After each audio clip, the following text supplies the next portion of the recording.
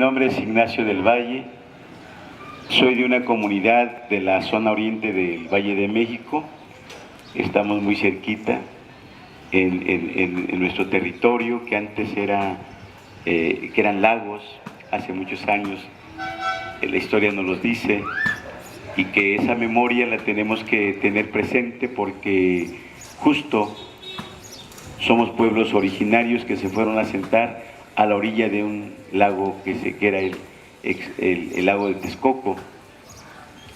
Y en esa zona oriente del Valle de México, pues hace algunos años, a esos pueblos originarios en donde tenemos una identidad, unas costumbres, tenemos nuestra forma de ser que tiene que ver totalmente con apego al campo, que nuestros orígenes son indígenas, no podemos decirlo de otra manera, aunque desafortunadamente nuestro hablar, el hablar de nuestros abuelos, de nuestros padres, pues ha cambiado por la forma en que hablamos ahora, pero que no olvidamos y no nos afrenta ser de esos orígenes, de esos pueblos originarios en donde con orgullo decimos somos nativos de estas tierras y no llegamos a poblarlas hace algunos años. Somos pueblos que datan de más de 12,000 años y por ahí a la llegada de los españoles, pues para borrar nuestra identidad, nuestros orígenes, bueno, pues fincaron en aquellos oratorios, pues iglesias, y bueno, pues hoy tenemos otra forma de pensar, pero el principio, nuestra identidad sigue siendo la misma, el amor a la tierra, el respeto a la naturaleza no solo que tiene que ver con el agua, con el viento, con la vegetación, el respeto que tiene que ver con nuestros semejantes.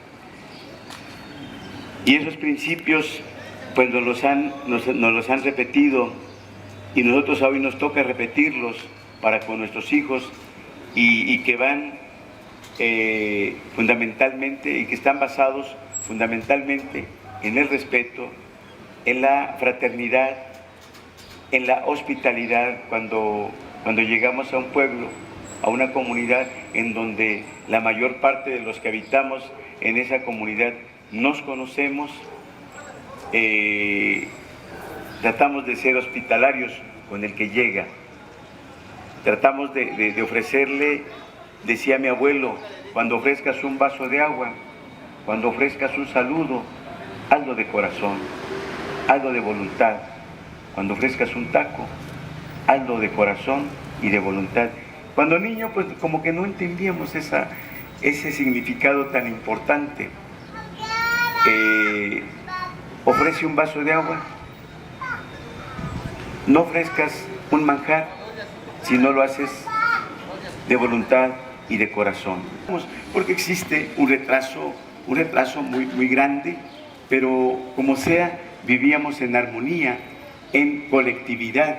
Seguimos viviendo, seguimos resistiendo esa parte, porque creo que es a donde más le tenemos que empujar, a la colectividad, a la participación, a la observación del que lo está haciendo mal o del que lo está haciendo bien, pero sí tenemos que meter las manos, hombres y mujeres.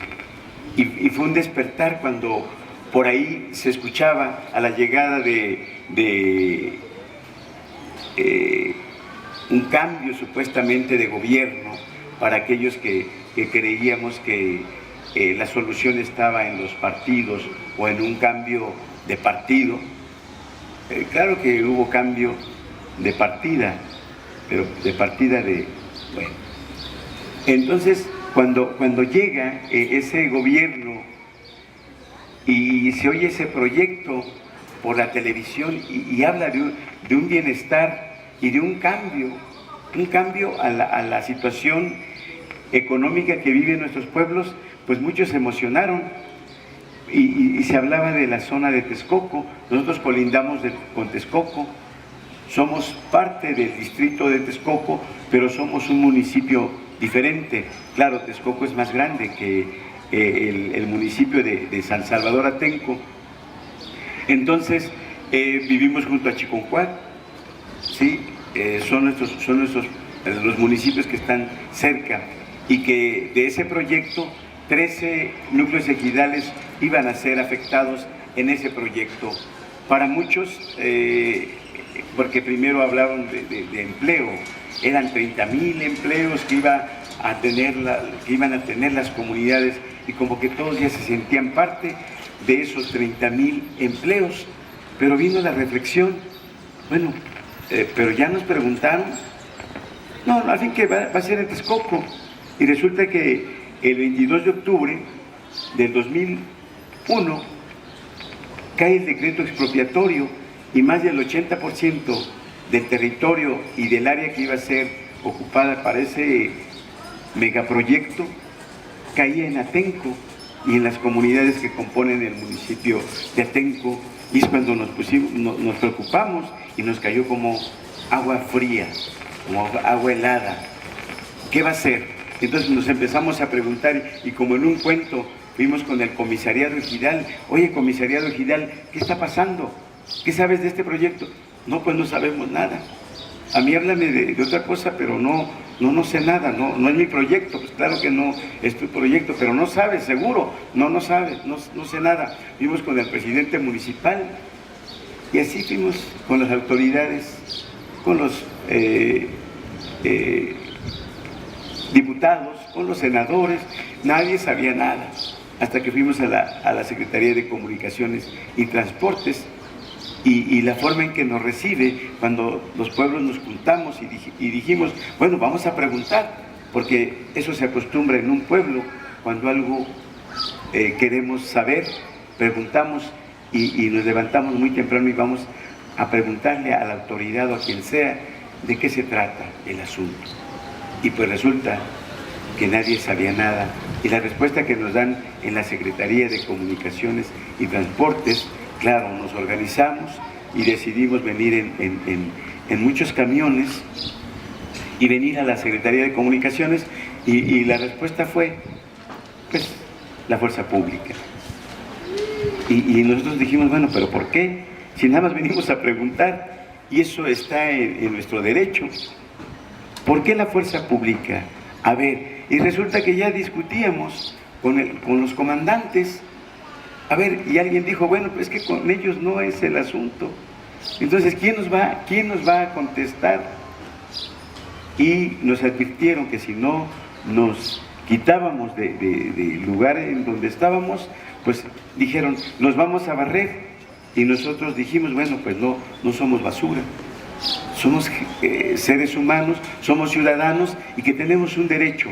Y lo único que venimos a hacer es preguntarle al sistema, por lo menos a una secretaría que tiene que ver con este proyecto, pues que nos diga qué es lo que está pasando y qué beneficios nos va a traer, o qué sé yo. No, la respuesta jamás, hasta ahorita, no la hemos recibido. La sabemos, ya la supimos, ¿sí? Y pues nos dimos cuenta que los gobiernos, los que nos representan, se vuelven títeres de intereses ajenos a los de la comunidad. Y desde luego que hasta nuestros propios comisariados, hasta nuestros propios hermanos se vuelven cómplices. ¿Por qué? Porque el sistema sabe cómo atraerlos, cómo captar su necesidad y engañarlos y hacer que traicionen a quien representan. Y en este caso, desde el comisariado ejidal, el presidente municipal, el diputado, el senador, todos callaron la boca, y tuvimos que resolver el asunto y decidir si dejábamos o no la tierra, si la vendíamos o no. Y preguntamos, ¿tú la ofreciste? No. ¿Tú la ofreciste? No. Nadie la puso en venta. Esto significa que alguien tomó una decisión por las tierras, ¿Y las tierras qué son? Decía la compañera. Nuestros abuelos fueron la mayor parte de los que vivimos ahí, de todos casi. Nuestros abuelos fueron peones de las haciendas. Y todo esto, ¿qué significó? Y la herencia que tenemos en custodia, en este caso, las tierras, fueron entregadas a los pueblos a través de una rebeldía, a través de una revolución. Y significa que ahí nuestros abuelos dejaron su sangre y entendimos que la sangre y la memoria de nuestros abuelos no está en venta, y jamás nos preguntaron cuánto valía. Ellos, cuando no decíamos ellos, no descubríamos quiénes eran los que estaban detrás de todo esto.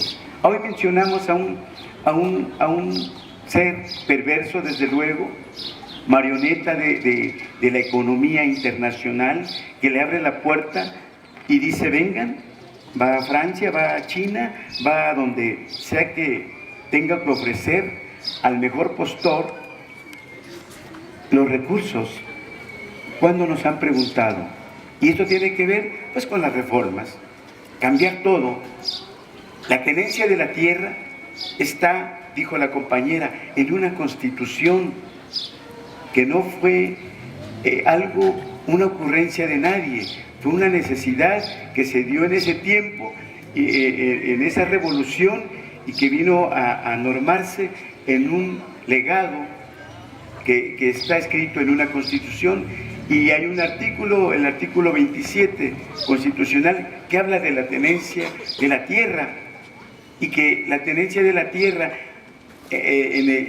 hasta el 92, a la llegada de Salinas de Gortari, en tiempos de Salinas de Gortari, hace ese cambio, hace esa reforma, en donde deja de ser colectivo para convertir la tenencia en individual.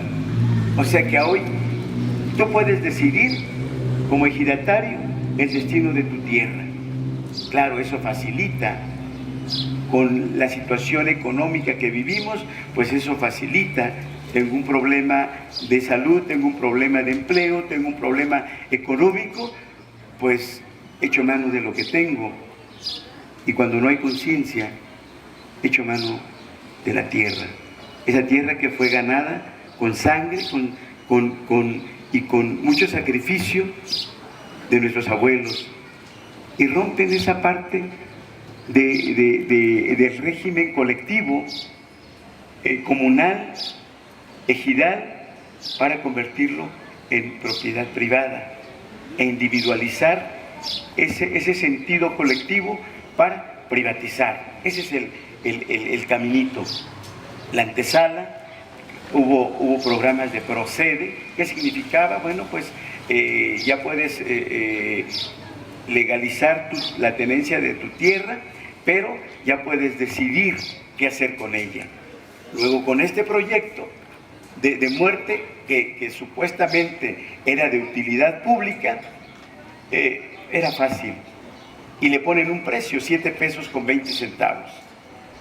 Y la gente se enojó, y todos los pueblos tuvimos que alzarnos y decir no a la venta de la tierra. ¿Cómo la vamos a defender? Bueno, pues hay dos caminitos, descubrimos dos caminitos. Uno por la vía legal, que siempre lo hace el pueblo, siempre lo hacemos. Los pueblos siempre somos tan confiados y creemos en esa constitución y recurrimos a eso. Desde luego que es importante ese camino, pero esa es la llave.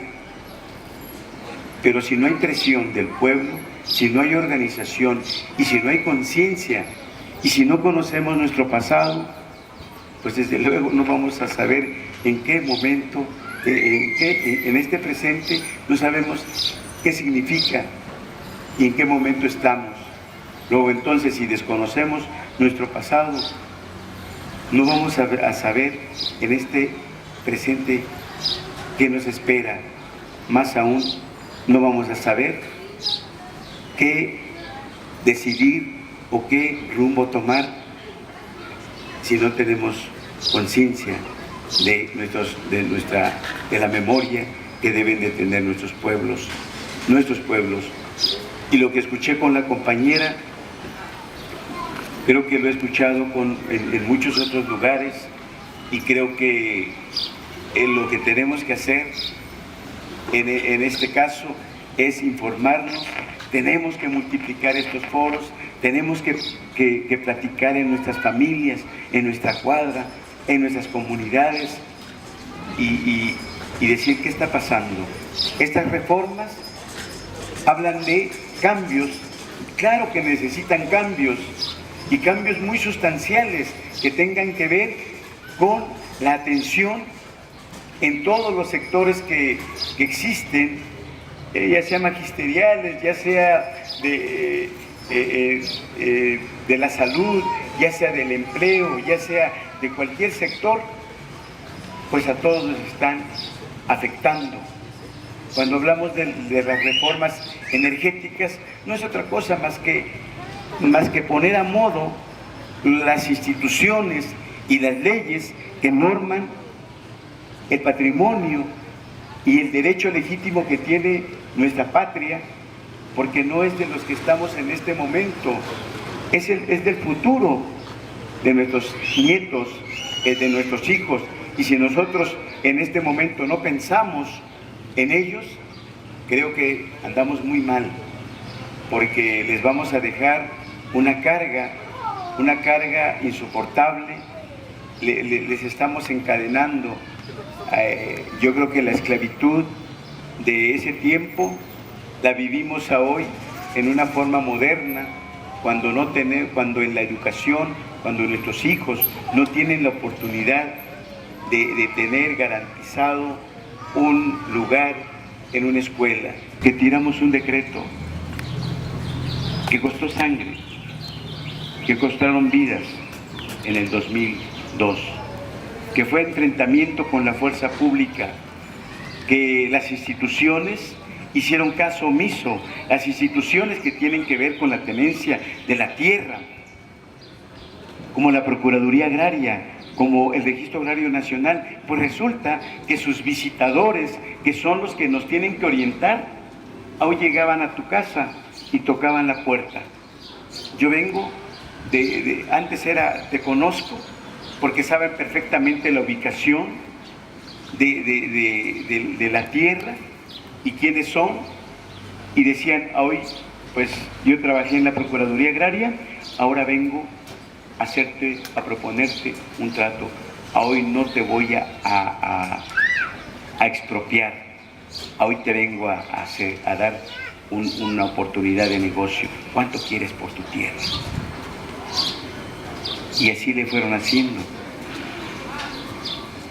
Derribamos ese decreto expropiatorio, todos brincamos de alegría, creíamos que habíamos ganado, desde luego que ganamos, fue un triunfo y una situación muy importante, fue un referente que tiene que ver con el sí se puede, con el que tenemos que saber de otras luchas. Y llegaron ustedes también cuando nosotros lo necesitamos. Algunos llegaron, algunos no llegaron, pero simpatizaron con ese movimiento en defensa de la tierra. Hoy no es Atenco, hoy los que surgimos de ese movimiento no sentimos el problema de Atenco. Hoy cuando nos llaman y a donde nos llamen, hoy hay un lugar que se llama Xochicuautla, que está en el Estado de México, en Lerma, por ahí más ubicable por la Marquesa, en unos pueblitos que están cerca de por ahí. Les quieren atravesar una autopista, ellos jamás los consultaron, les aplicaron el mismo sistema que en Atenco, en Puebla, en donde sea, en los compañeros del Istmo, que están en resistencia y que les han impuesto megaproyectos que no tienen que ver con el bienestar del pueblo, que son la iniciativa privada.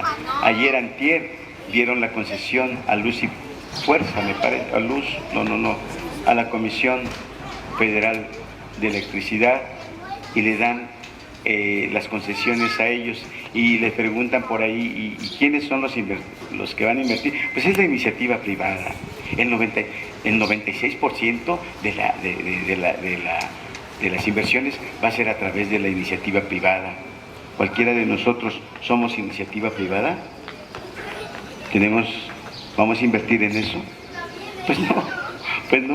Cuando dije Luz y Fuerza, me refería yo, porque no se nos puede olvidar ese movimiento emblemático de nuestros hermanos del ESME, de más de 44,000 compañeros que fueron de un solo tajo robados, asaltados, les quitaron su empleo, su patrimonio, y siguen en resistencia. Por ahí pensar que eso fue algo aparte o que les sucedió a ellos nos tiene que hacer reflexionar y nos tiene que hacer pensar que lo que le pase a otros, de acuerdo a los principios que nos enseñaron, nos tiene que doler a nosotros, porque son mexicanos, porque son hermanos nuestros, y aunque no fueran mexicanos, tantas cosas de las que podemos hablar de los migrantes. ¿Por qué migran? ¿Por qué el maltrato en nuestro país justo? ¿Cuántos desaparecidos? Porque no solo son los 43, no solo el feminicidio se da localmente o territorialmente o regionalmente allá en el norte. Aquí en el Estado de México el índice es altísimo, pero los presos, ¿cuántos presos hay?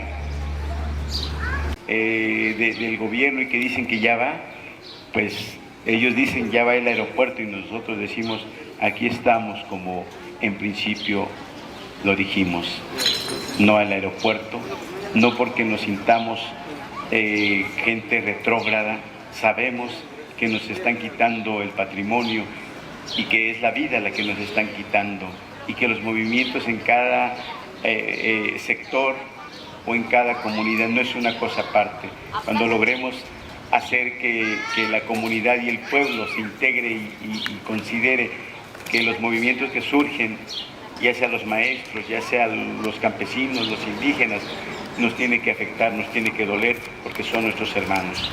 Y creo que en esa idea nosotros así lo hicimos, nos sentíamos solos, pero nos dimos cuenta que nunca estuvimos solos.